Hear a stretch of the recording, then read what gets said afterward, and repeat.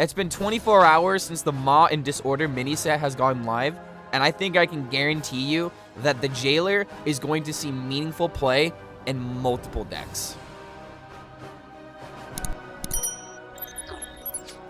When this card was released, there were several streamers that had very different opinions on this card. Some people thought this would be the best card in the game, while other people believed that this card would never see competitive play. But after 24 hours of messing with the new cards, and after seeing this card destroy me several times in a row, I think I know the perfect situations on how the Jailer can actually be impactful on the meta. And I'm here to say that control decks and scam decks have a great opportunity to use the Jailer in a meaningful way. And in order to show you the power of this legendary, I'll have to give you a sneak peek on what the next video is going to be. Rank 1 Legend Control Paladin. But before we continue, I would like to remind everybody that only 26% of people that watch my videos are actually subscribed. So if you find yourself coming back to this channel frequently for the best deck guides in Hearthstone, feel free to subscribe to the YouTube channel to be notified when these videos go live. Now let's talk about why the Jailer is one of the most powerful cards in the game. Bunny Hopper was able to reach rank 1 legend with his take on the Control Paladin archetype, but this has got to be one of the weirdest decks that I've ever seen constructed. I'm not going to get too much into the nitty-gritty because I will be focusing on this deck on the next episode, but one synergy that I would like to make apparent is the Reno Jackson inclusion. The idea behind this deck is to play Order in the Court in order to find your Jailer as soon as possible. And if you're trying to set up a situation where you're playing the Jailer on turn 10, you can still draw through the rest of the cards that are at the bottom in order to really help the immunity process as well as dodging fatigue. Because the reason why this is so good in Paladin in particular is because Paladin has carry-out. And then when you destroy the deck when you have cards like Countess and Reno in hand, these cards are able to activate their abilities. And when you go back to 40 life as a deck that's taking half the damage, fatigue suddenly isn't becoming an issue. And when you have all of these cards on the field that can't be destroyed except in a very specific way, there are some classes you are just going to solo. Classes like Paladin, Hunter, and Druid really don't have the tools necessary to deal with immune minions. Because the only way to get rid of a board like this is with cards like Gigafin, Whirlpool, and Twisting Nether.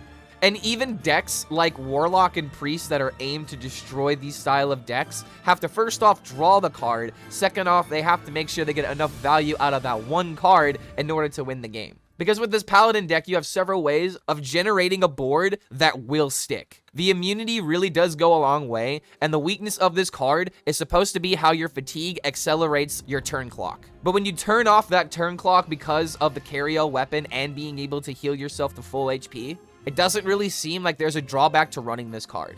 But using this Paladin deck as an example, this is a great way to showcase how the Jailer can be extremely meaningful in a metagame. Case in point, here are two other decks you could easily run the Jailer in. And I'm going to use these two decks in order to explain my point from earlier on why I think control decks and combo decks are able to use the Jailer in an extremely meaningful way. Let's start with the Warrior deck, because this is very similar to running the Jailer in Paladin. However, Warrior has a way to destroy the board thanks to Brawl. Paladin doesn't have a card like this, and unfortunately, if they lose the board and the Jailer comes down before they can play it, most likely the Paladin's gonna lose the game unless they have Carry-All and another scam ready to go. But the Warrior class is able to not only play the Jailer, they have a way to remove it. Granted, Brawl may be the only card in the entire deck that has a chance at turning the game back around, but having that one copy of Brawl can automatically win you a game. And it's not like you're adding this card to just counter Jailer, so it serves multiple purposes. But what's amazing to me is that these control decks have so much power under their belt now. You have a way to end the game as a control deck by turns 10 through 12 consistently. That honestly doesn't sound like much when I say it out loud, but in control mirrors where the game can easily go on for 45 minutes, I'll easily take a turn 12 lethal. And if your opponent doesn't have the one card to deal with you, you're just going to win. And this is extremely prominent in the Druid deck, because Ramp Druid is able to get to 10 mana like it's nothing. So if you have the Jailer ready to go, there might be times where he just automatically wins the game. However, the Druid strategy is going to showcase one of the other weaknesses of the Jailer that I feel like is going to be exploited the most during this expansion. You cannot play the Jailer if your opponent is farther ahead on board. And in the Druid matchup, this happens somewhat frequently. As much as you would like to play the Jailer as soon as you reach 10 mana, that sometimes is not always the correct move. This is probably going to be the most common weakness for the Jailer because tempo is always going to be king. But using Druid specifically, if your opponent has a board that's just going to kill you as soon as you play the Jailer, you have to find a different play. And this is one thing that I find very interesting about the card and how reaching turn 10 or reaching 10 mana is not the only objective of Jailer decks. You have to have a legitimate win con that isn't just focused on the Jailer. Which is why decks like Control Paladin, Control Warrior, and Ramp Druid are still good decks by themselves, but the Jailer activates a different win con that can win the game in a couple of turns. So there may be times where your Jailer is the most powerful card in your deck, and there may be other times where the Jailer is the weakest card in your deck. Which is why this card was so hard to evaluate, because destroying your entire deck is a huge disadvantage if you are weak to fatigue. And if you're being pressured throughout the entire game, then the fatigue damage just becomes that much more scary. It is still too soon to predict if the Jailer decks are going to be tier 1, but so far their performance in the first day is definitely noticeable. Control Paladin was by far the most popular deck that I saw on the ladder while testing my own ideas. And if we're in for a control metagame, Paladin, Warrior, and yes, even Druid are going to shine in this meta.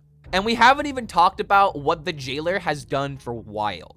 I won't spend too much time on it because this concept is pretty simple, but in short, things are getting extremely awkward in Wild because being able to get a tie is somewhat consistent now. And here is a great screenshot in order to prove exactly what I'm talking about. The Jailer can create the most uninteractive situations in Wild to where some players may not like this card already. In fact, I have already heard some people arguing that this card or this interaction should not be possible in the game mode. And I think it's still a little too soon in order to make this claim, but I understand where their feelings are coming from.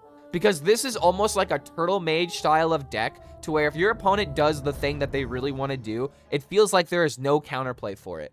The only way to get rid of the Jailer and both Ram Shield is to use a gigantic AoE like Twisting Nether or Gigafint or Whirlpool. And in Wild, there are ways to cheat this combo a little bit before turn 10, although it is not very common to do so. This is a very fringe deck that I don't believe is seeing competitive play at the top of the ladder. But if someone is able to crack the perfect list and this deck becomes the #1 deck in Wild, I would not be surprised to see this interaction changed. I'm just not sure how they would do it. Because it would be very disappointing, not to mention extremely sad, that the moment that both Ram Shield sees play in the meta, he gets changed to some degree. Although I believe that the change that they would make is to change the Jailer in some sort of way. But I don't believe they would want to ban this card in Wild yet either. But this will only happen if there is a combo to the same degree as Tiller OTK. But I don't foresee this happening because this deck doesn't have the potential of being that consistent in Wild when you need to pop off your combo by turns 5 and 6. The format is just simply too fast to allow this strategy to stick, and I don't believe that we're going to see any change in the format. But overall, I think that the Jailer is one of the sweetest cards we have seen in quite some time. I will try to deliver as many different Jailer decks as possible, but with this kind of legendary, it can only fit in a few archetypes. And this is why it just makes sense to me that this is going to work in a lot of control decks and a ton of combo decks. Combo decks aren't going to be as popular because Theatar is still driving a lot of people crazy in this meta. But once Theatar gets its anticipated change to 5 mana and we get a new set, the Jailer is just going to keep getting better and better and better. And if you want my opinion, I think that this card is here to stay, and I am here for our Jailer Overlords. So the next time that you want to be drunk with power, you might want to pick up a Jailer deck. And as always, if you guys enjoy this kind of content, feel free to like this video and subscribe to the YouTube channel to be notified about any of our future uploads. The next upload is going to be Rank 1 Control Paladin, but I'll go ahead and leave the deck code in the comments below in case you guys would like to try out this deck. Because needless to say, this deck was the most fun that I had experimenting on the first day. Thank you so much for making it to the end of this video, and we'll see you for the next one.